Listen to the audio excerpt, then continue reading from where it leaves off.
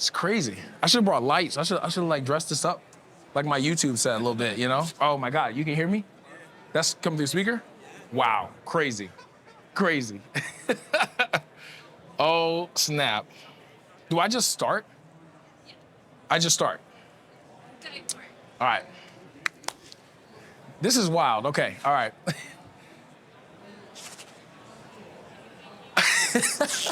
This is worse than a live stream. Oh my God. Like, I'm not shy, but this is wild. Okay, this is my first time speaking, all right? I'm gonna be honest, I've never done this.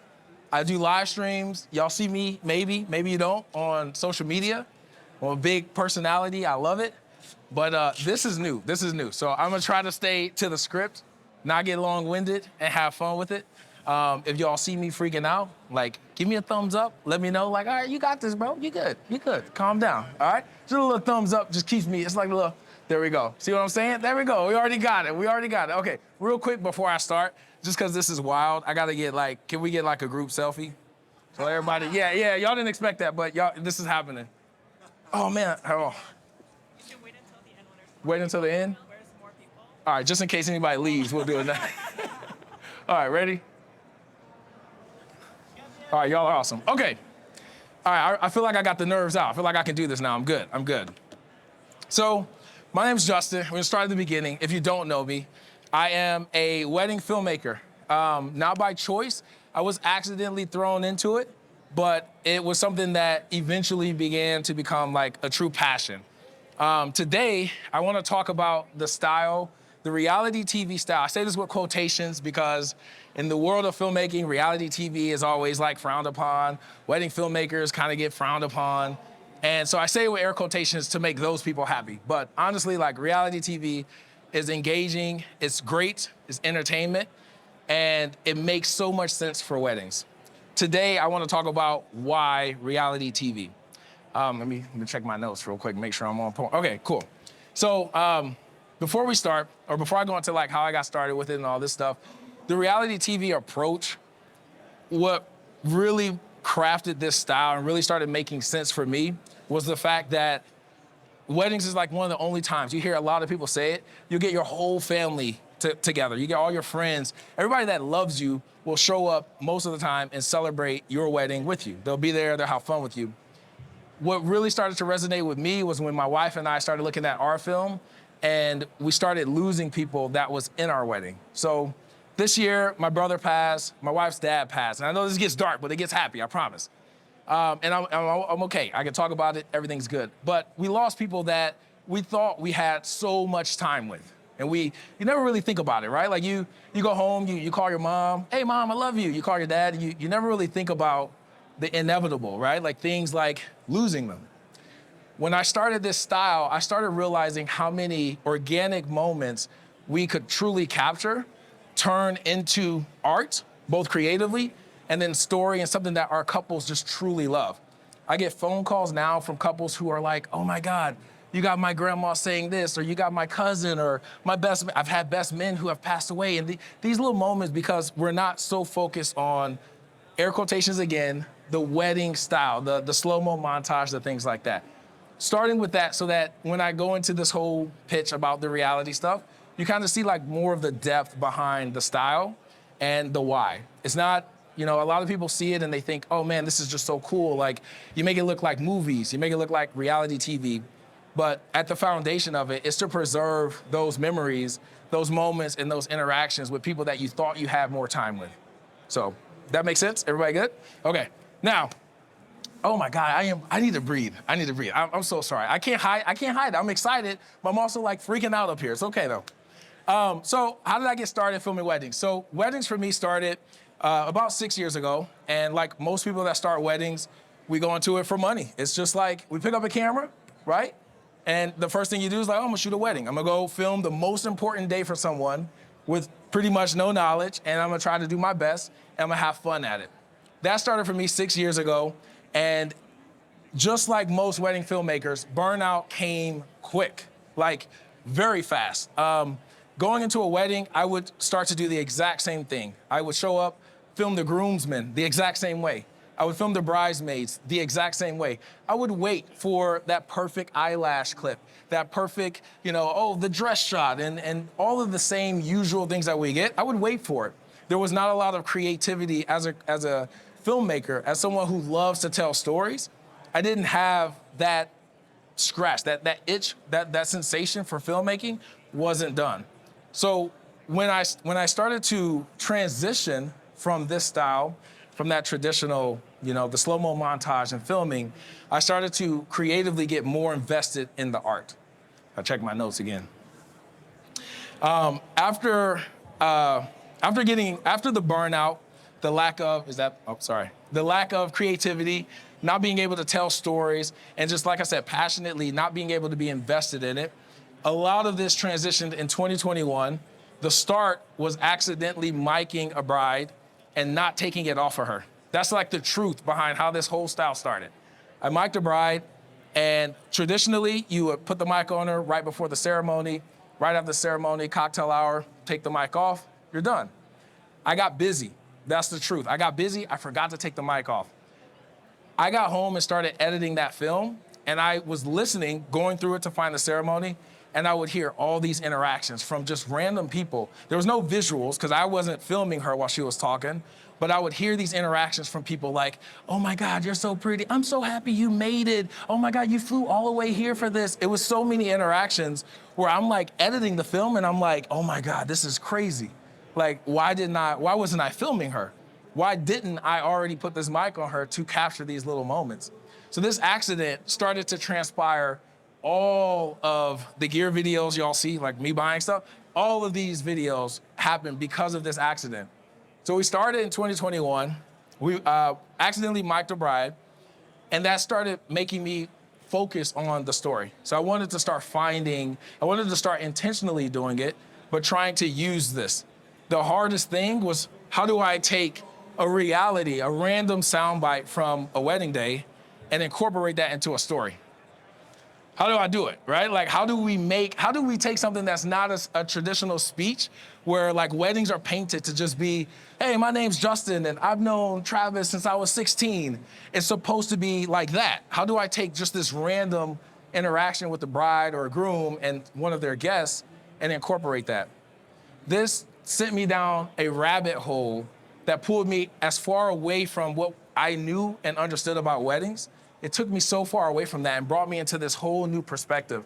And honestly, in the beginning, I called it just the documentary approach, focusing kind of the fly on the wall, but also focusing being more involved and invested with my couples.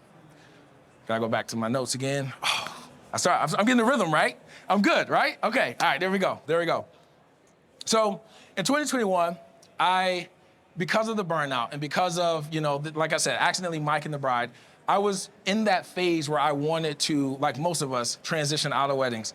And my wife told me, I gotta give her a lot of credit. She's gonna love this. He's shooting BTS for me, so this is for her. So like, she literally is the reason why this style actually came to life. Because she said to me, babe, why don't you just film a wedding like you're shooting a movie? Because that's my passion. Like, I have so many short films and scripts written. Like, I could go shoot today, but I had to make money and support my family, and that was weddings. And she was like, why don't you just film a wedding like you're shooting a movie? And I was like, the first thing, no one's gonna want that. No one's gonna want, like, it takes so much more to shoot a movie. If you ever shot a short film, any type of film, whether you're a one-man band or you got 5 people, it is a process. Like, it is not something that you just point a camera and wing like we do at weddings. So she's like, film a wedding like you're shooting a movie. And I'm like, no one's gonna want me, showing up with lights. No one's gonna want me miking them. No one's gonna wanna see this. It takes a better camera, something that doesn't have record limits and stuff like that. I'm like, no one's gonna want that. No bride wants that distraction. And she said, just try it. Just do it. So I started, dipping my toe in. I took one light, just one. One light to a wedding. No one said anything. No guest. The bride didn't notice. Groom didn't say anything. DJ didn't bat an eye. So I'm like, oh, okay. Now I took 2 lights one time. Again, nothing happened. No one acknowledged the fact that there was lights up. So then I brought 8 lights. Yes, it was that quick. I brought 8 lights, lit the whole reception. No one said anything. That was that was all the proof that I needed to know that there was no real rule in filming weddings. So then I started to chase more of the documentary approach and all the things that go into shooting a doc, pre-planning, meeting with the couples, getting to know their story. The gear is the crazy part. That happened, but that wasn't the plan. We just grew into it. But I started realizing that people wanted whatever it took to have a good story. My couples do not care what we bring. They just want a good story. They want to be able to relive these moments and these interactions. Whatever it takes to do it, they didn't care. And I had one bride, the first time I wore an Easy Rig, February 12th, 2022. I know it, Casey Webb. She literally, I asked her, I'm wearing the Easy Rig in the bridal suite, and I said, hey, be real with me. Fully suited up. Is this too much? She said, no, I feel like I'm on a reality show. That was it. That's all I needed. I was like, this one bride told me she thought she was on a reality show. That meant it was legit. That meant I could do whatever I needed. She was like, I feel like I'm a Kardashian. This is crazy. Bridesmaids chiming in. And it's like, what? And she was the only one mic'd. I only had like 2 mics at the time. She's the only person mic'd, and she's literally like having so much fun. Every time we came around, she wanted to be in front of my camera. If you shoot weddings, nobody, even the bride, most of the time, does not want to be filmed. Crazy. Like, she wanted to be on my camera. She felt like a star.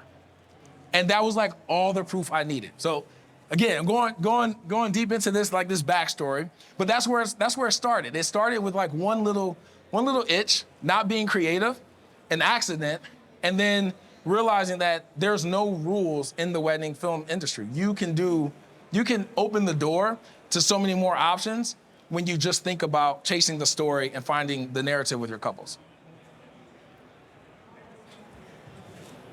All right, cool.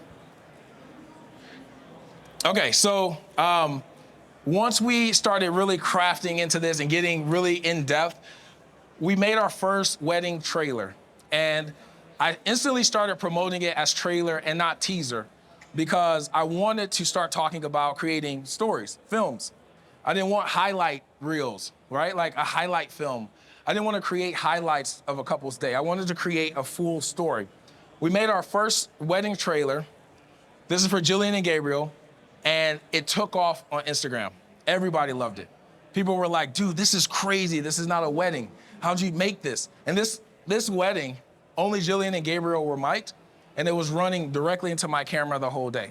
So we weren't using like time code and all the crazy stuff that we're doing now, but it started very simple with just 2 mics. And I was just focused on how many people can I get to talk to my camera, to tell their story without talking to them. That was like the hardest thing. How can I get the bride and groom story about how they met without hearing it from them? Because it's traditional, right? How we met, you expect to hear that in a wedding, but you don't expect to hear that from a guest who's sitting at like the 13th table in the reception. Like in most wedding films, that person never has a voice in the film. And I focused on trying to find as many, like if you guys are all at a wedding right now, right? And y'all are getting married, I don't know if you're together, but I'm putting you on the spot. If y'all are getting married and this was your audience, this was your guest, I'm talking to everybody. I wanna know, how do you know her? How do you know him?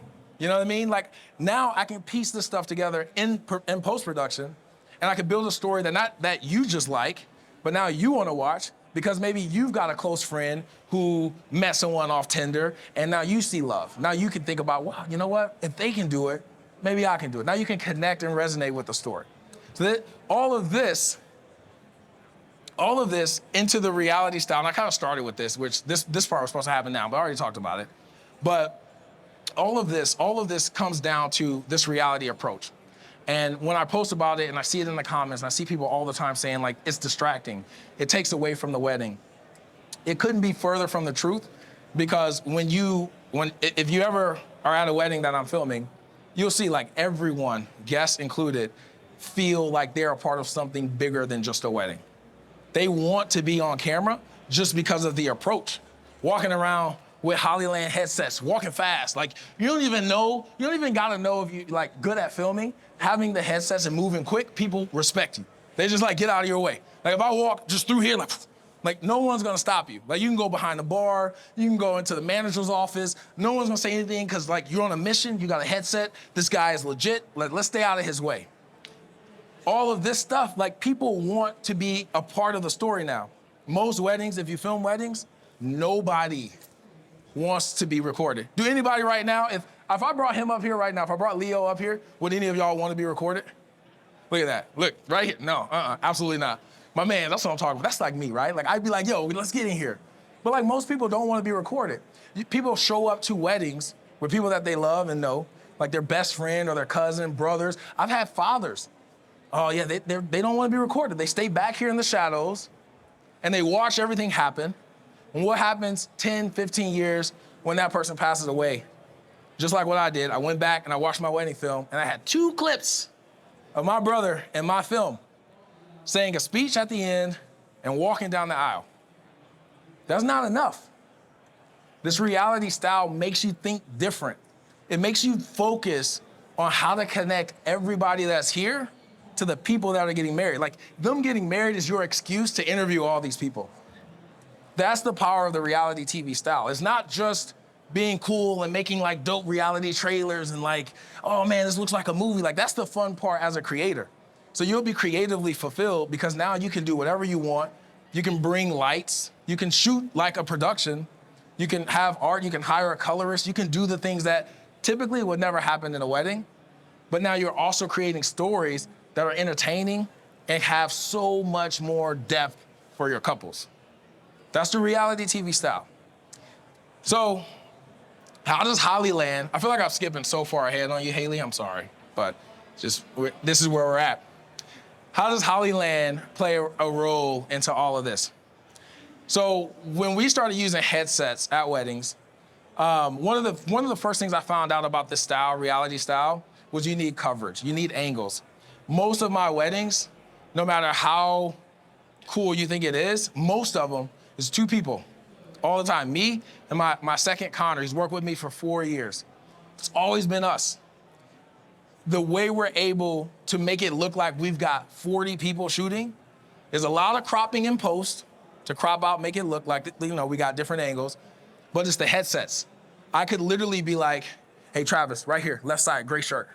And I'm over here getting something else. And then Travis flips around, gets that angle. Bride's walking down the aisle, I can be like, flip the headset down, yo, Connor, mom on the right. Boom, he's got mom's reaction. Now we're multitasking. He does the same thing to me. I'll be filming with the gimbal, and he'll be like, hey man, I'm blocked. Boom, I got another angle now. We can move so different because we can talk and communicate, and it's faster. A lot of people are like, why don't you just use walkies? Walkies is too slow. This style, this reality style, if you even start to practice it, one thing you need to know is you have to be efficient. Weddings are quick. The off-the-cuff moments, they happen like this. If you're spending time trying to like dangle and clip the little thing to hold up, hey, can you get this reaction? That's not gonna work. You need something that can be quick, that can keep you filming while also being able to direct. Flipping this headset down, unmuting, noise cancellation, so you gotta worry about all the noise. Yo, get this reaction right here. Hey, meet me over here in the bridal suite. We're about to do a first look. Hey, I'm about to stage something with the guys in the groom suite. Come over here real quick. Where you at? Okay, my battery's about to die. Bring me a V-mount. Like stuff like that. And still being able to work on shooting. You don't have to worry about stopping. The Solidcom C1 Pro, literally without it, actually I was gonna talk about a little bit with the ear tech. I feel like I should because I started with the ear tech. Yeah, I'm gonna do it. So the ear tech is like one of the popular ones, right? The benefit is the audio clarity and the ability to turn off the noise cancellation. That's like a feature that you have these headsets and you're like amped up about noise cancellation, but the problem is it's too good. So when you're in a quiet scenario like a ceremony, I'm like talking like this is how loud I talk. When I'm filming a ceremony, I'm like, hey, get the mother of the bride. If you're whispering like that noise cancellation cuts you out.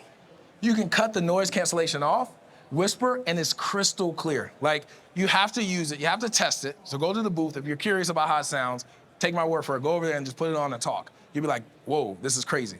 It's super clear, but then you can turn that noise cancellation off so when you're in a quiet environment, you don't have to be distracting. You don't have to take away, you don't have to make people look up and notice that you're actually directing or talking.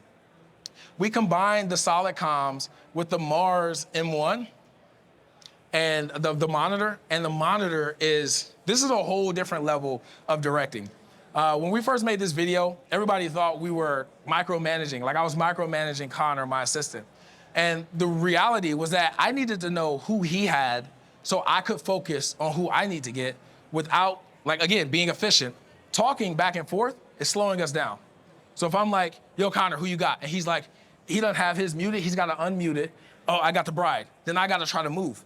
Having his monitor on my camera, I see his feed, and I'm watching, oh, he's got the bride, cool. Hey, stay on the bride, I'm getting coverage. All right, I got bride, you get the groom. Like, we can talk like this, watching the shot, and we don't have to worry about the slow process of talking back and forth. It's simple. It's so, like, that was probably one of my favorite things, but I also use it on my tripod angles. If you shoot weddings, it's inevitable. I hope there's no photographers out here, but it's inevitable. You know what I'm about to say? What I'm about to say? They're gonna step in front of that tripod. Like, that angle is gone. Like, you put it up, it looks great. You got your ND filter set. Oh man, this angle's gas. Heck yeah, I love it. Photographer comes out, whoop, and she's only gonna stand there when they're reading the vows. It's a fact, right?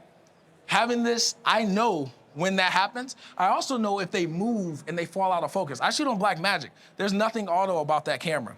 So if they move, even the slightest bit, they're out of focus. How many times have you had a tripod angle up and then you went back to edit the film and the whole shot is out of focus? Or you have autofocus and it picked up focus on, like, the shoulder. So now the person, the groom or the bride, is out of focus. You don't have a usable take. Having this on your camera, you can monitor static angles, tripod angles, or your assistant. And it's not to micromanage, it's just to be efficient. Let me look at my notes. I feel like I'm real good now. Like, I'm good. This is coming natural. Y'all good? All right.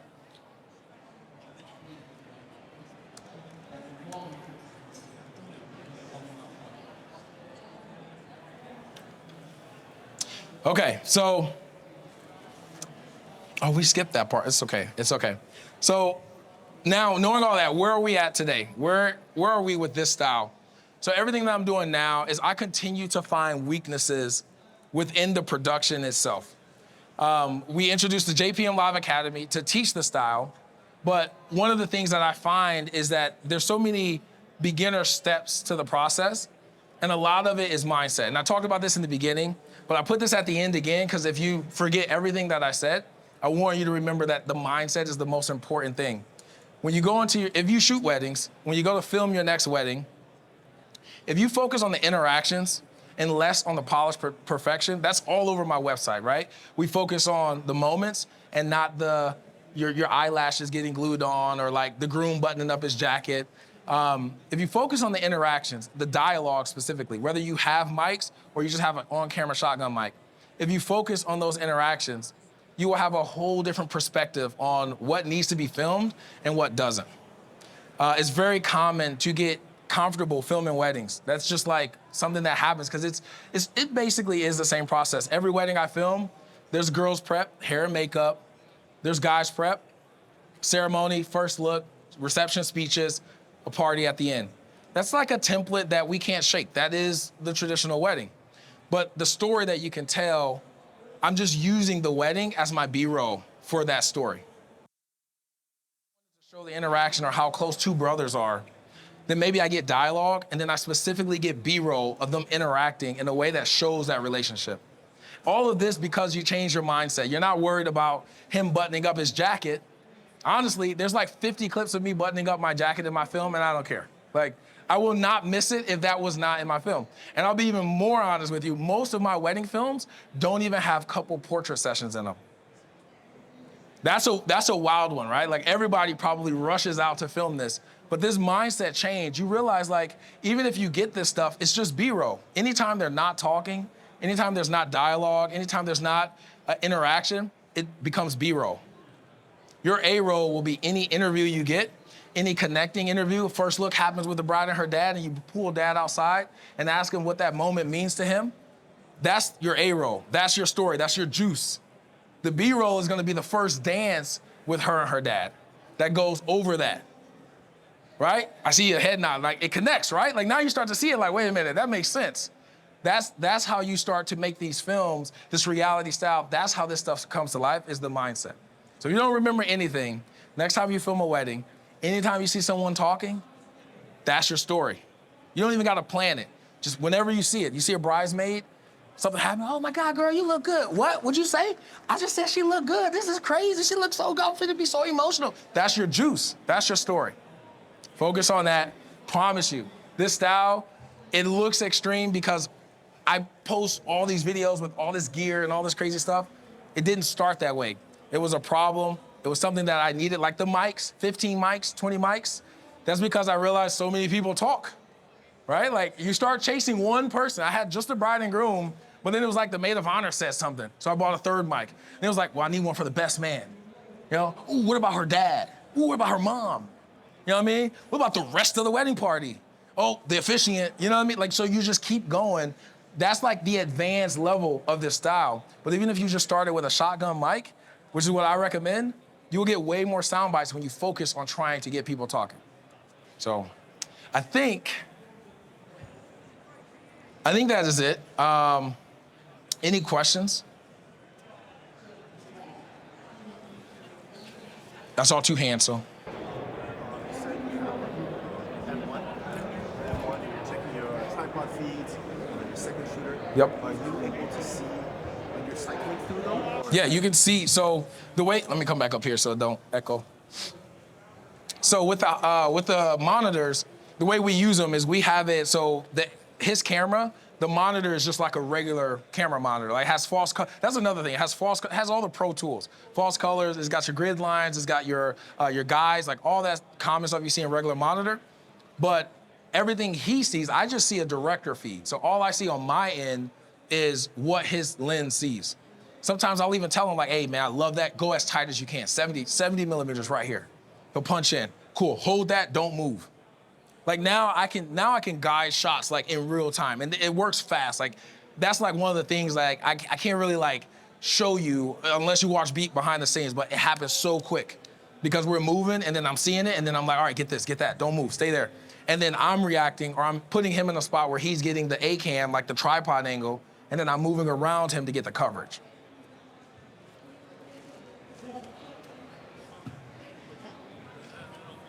Oh, dope. There we go. There we go. The question is just in regards to the style that you have and when you film people. Why do you think they're comfortable in front of the camera? Do you think it's because of all the gear in a way and the energy that you bring that almost kind of gets them excited rather than the opposite? I would say it probably is a combination of both. I am very loud, like I'm very eccentric. Like that is me like normal day. I think that plays a part of it, but the setup also plays a big role because the bridesmaids are usually the ones that shape the tone for the whole wedding. Most women love reality TV. I don't know if that's a stereotype. My wife loves it. I hate it, being real. Like, I can't stand it. I cannot stand it. Like, the fake drama. Oh, my God, did you see her come in here with that gray dress? That was so I can't stand that stuff. But, like, with weddings, it's different, right? We don't have, like, the fake drama. But, yeah, I think it's the energy that you kind of set with, like, the bridesmaids. That, honestly, is where I go first. When I start miking, I go to the girls first because they're always hyped. And I always say that. Oh, just imagine you're on your own reality show. Most of the time now, though, because we post about it, they already know. Like, the families, everybody already knows what we're doing. They're excited about it. But I also think this style helps you, even if you're introverted, it helps you, like, be more prominent, more of a presence in the day. Because I think a lot of us in the wedding space is taught to be a fly on the wall, grab an 85, stand in the corner, don't talk. But a lot of things that happen at weddings, if you took the cameras away, moments would happen 10 times more. Like, the mom stays out because she doesn't know if she's supposed to be over here saying something to her daughter because we're shooting it. But that's what we want. We want you to interact. So you're kind of like, in a way, being like that motivational push for the family. Like, no, I want you over here. Like, go talk to him. You know, like, hey, man, the groom looks a little nervous. I want you to go talk to your son real quick. Just let him know everything's good. That's it. That's it. I'll just step back over here and boop. Yeah, that makes sense. It's, I guess it's just interesting because on paper you think that it would have the opposite effect with all the gear. It would make people more uncomfortable to be in front of the camera. But yeah, that makes sense. Like if you bring that energy, then, you know, it kind of has the opposite effect and gets people kind of like amped up and ready to be in front of the camera. The guests love it. Like when the reception time comes, we get so many compliments from people like, man, this setup looks so legit. Like y'all like, or do y'all shoot movies? Like people really think like we're way past wedding films and this couple just got lucky and hired us. Like it's crazy. Like I thought the same thing. When I wore my Easy Rig, I was like, man, this is not gonna fly. Nobody said anything. No one. I still have not got one person to say like, that's like too much. Never happened. Been 2 years now, never had anybody say like, you are doing too much. Of course. I can't imagine how much storage space you need just to Oh. hold one wedding with all this B-roll. Is that why you went to timecode? So timecode was, so the problem that I noticed is, so I filmed Vanessa and Jason. This wedding was the first one where I was like, all the accidents started to make sense. I was like, all right, cool, I'm gonna mic as many people as I can. And I was using the Sennheiser AVX, and you can only have 8 of those on set at once before you get a lot of interference and they start dropping out. I had 6, and 4 of them failed. I didn't know, right? Like I'm filming the wedding, I'm getting all these moments I thought was sick, right? Vanessa, if you're seeing this, I'm sorry, because she don't know. She didn't know that the mics failed. We just didn't put the audio in, like, you know, like, but yeah, so like I had all these dropouts. So then I was like, okay, this can never happen again. Like if I'm gonna mic you and I know I'm getting gold, I need that for my edit. So I started going into this rabbit hole, like how does reality shows do it? They got like 30 people mic'd. Like Love Island, everybody's mic'd up. I'm like, that's more than 6. How are they getting all this crystal clear audio? And then I saw Electrosonics, these like $2,000. I'm like, no, that's not it. Like, I need something way more budget friendly. But then I started finding out what timecode was and the ability to sync audio recorders with timecode. And that's the first thing that made me go from filming like 60 frames per second to 24 because timecode doesn't work in slow-mo. And that, again, like it started to change like the whole process, but like the timecode was the missing element so that I could mic more people. And now I could have, like I've got 16 mics. I can mic 16 people. They can all be right next to each other and there's no interference because nothing's transmitting. So. I'm wondering almost on the same vein. That's a lot of footage. When you're trying to find that story, that angle, is it something that you're kind of already thinking of? And like, were you talking to these couples beforehand? Are you trying to like dig at it? Is it something that kind of comes naturally organically throughout the day? And then when you're editing, you're trying to keep that in mind, or are you kind of like sitting back looking at this like wall of footage and being like, where is it? You know, because that's like intimidating. It's both. It's both. We plan a lot with my couple, so I do a story introduction call, and this is just like a Google Meet like interview. Like I want to know everything. I want to know about the breakup that happened 3 years ago. I want to know everything, because then I just start drafting like, okay, what am I going to talk about at their wedding? Like this breakup, he was like convinced that she wasn't the one. We're getting married now. You know, what changed? You see, now I start formulating these questions and trying to figure out, like with curiosity, like why did you choose her? You broke up, it was 2 years. Y'all were separated for 2 years. Like, I thought you were done. And I talk to them like this at a wedding. Like I don't talk and be like, hey man, how'd you know like you really wanted to marry? Like I will bring up the hard moments because that's where the vulnerability is. That's what makes the reality feel so real. Like I can talk to you and be like, man, this was 2 years ago. Like, did you feel like a big piece of you was missing? Like what brought you back to her? That's not a question you can answer with like, oh, because I love her. You know what I mean? Like you got to give me more, because now I'm talking to you about like a deep moment. And then I take it a step further by going and getting like side commentary. Because like if you say you were getting married and like, you know, you're all separated for 2 years, your groomsmen know about that. So I would go get their perspective. Like, yo, Johnny, bro, during that 2 years, like what was going on with your boy? No, this is between us. This is between us. What, really? Like, dude, he was like crying every day? That's crazy. So then I come to you while you're buttoning up your jacket instead of getting this shot. I'm wide, and I'm just like, man, Johnny said you were like crying a lot during that 2 years. I'm sorry to keep bringing it up, bro, but I just think it's so amazing that you're about to marry her today. And that's an emotional moment for you. Something that you share with your boy in private that I know that you had no idea that I knew about. So now we're having a conversation that's not like an interview. You're just talking to me about that moment. So A lot of it is a lot of planning.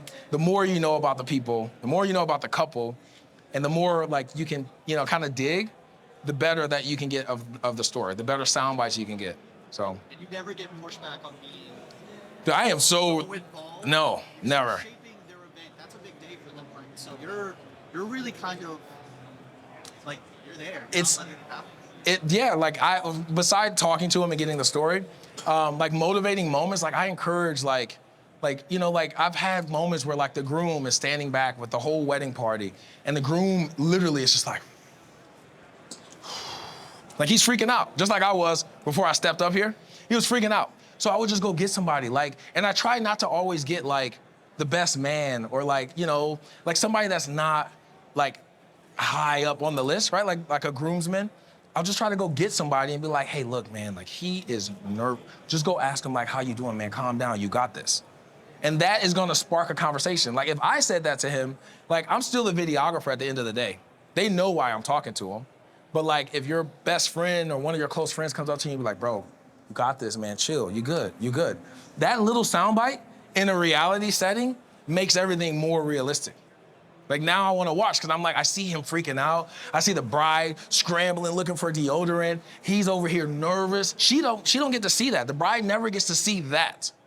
Just like if she was freaking out in the bridal suite moments before, he never sees that. So, but I never get pushback. It's, the more I feel like, the better. I don't know if there was I don't know how much more time we have either. Okay, 5 minutes, okay. When I heard you mention 8 lights, how many assistants do you have on the body team? Most of the weddings are still 2. I did hire a grip for a while, and then this year things kind of got crazy, like with my family. But I hired a grip, somebody just to set up the lights. But we have 8 like spotlights, the Godox spotlights. I bought 20 DJ Par uplights. I bring my own uplight. I bring them in the event that the DJ doesn't have them. I don't advertise that because I know that's an upsell for them. But this is one of the things where like I preach this, is that your video cannot be in the hands of other people and their services. Like you can't tell the bride like, oh yeah, the DJ didn't let me plug in his speaker, so I didn't get audio for your speeches. That's not acceptable. Like we're filmmakers. Audio, lighting, and framing, like that is our job. That's like the whole process. So you can't cut corners because like, oh man, the reception, it was so dark in there. Like, I'm sorry, like all the footage is horrible. The footage of you dancing with your dad is so bad because it was so dark in there. DJ didn't have light. That's not his fault, that's your fault. Because lighting is a part of your job, so. But you don't have to go out and buy, like, I did this, I bought stuff as I was trying to solve a problem. And it always started small. Like I bought my first set of uplights, 4 little cheap ones. And then a DJ was actually retiring and I got lucky and he sold me all of his for like $2,000. It was like $5,000 worth of stuff. But like even the Fresnels that I use, I bought 4. Then I bought them as I was booking weddings. Like I kept increasing it as I was booking and pulling in more money, and I would just keep perfecting the areas that had gaps.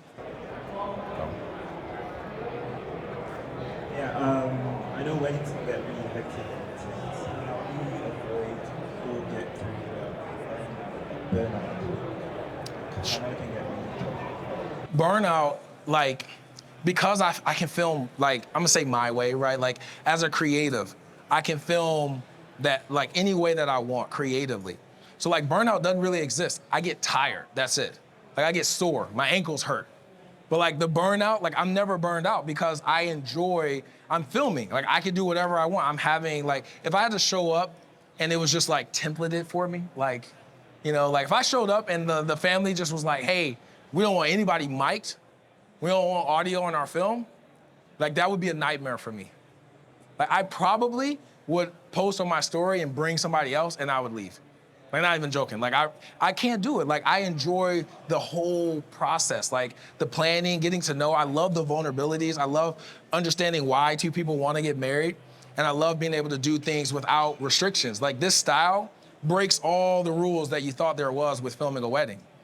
And creatively, if you enjoy filmmaking in the process, like burnout's not really a thing because you get to have like productions, so to speak, at every wedding you go to.